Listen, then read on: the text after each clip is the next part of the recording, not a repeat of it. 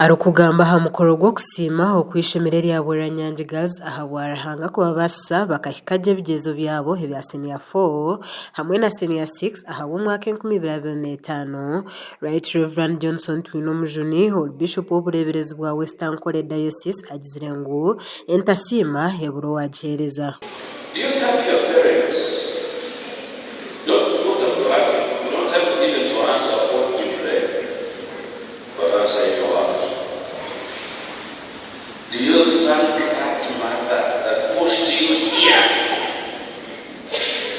Do you thank that father that has toiled and worked so tirelessly to push you to this level? Do you thank your guardian? Thank God for this day, because this day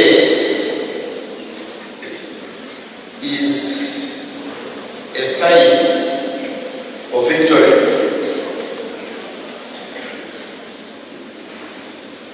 Victory in a way that we celebrate a good performance that you students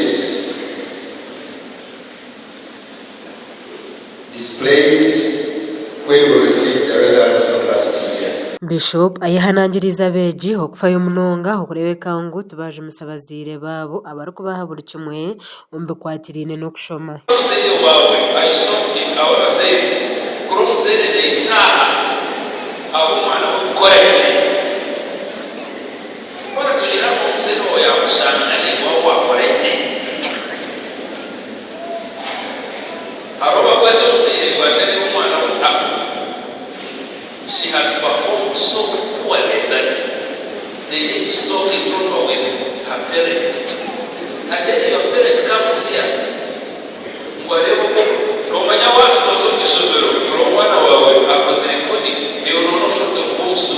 More buhirwoha urumukuru w'ishomero omukusima kwishomereri hagizire ngo abeji babo bakakora kurungi nahabwe cyo kikire kusima rahanga. 317.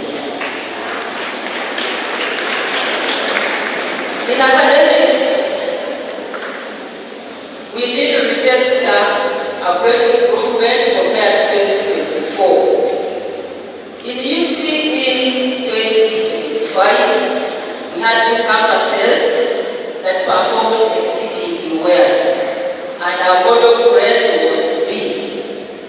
While at USCE, our model grade shifted from D to C. Buhirwoha ayongire yashababeji okwekuma bakareka kutwarwa na nembera yensi. My beloved daughters and students, the ball is in your hands.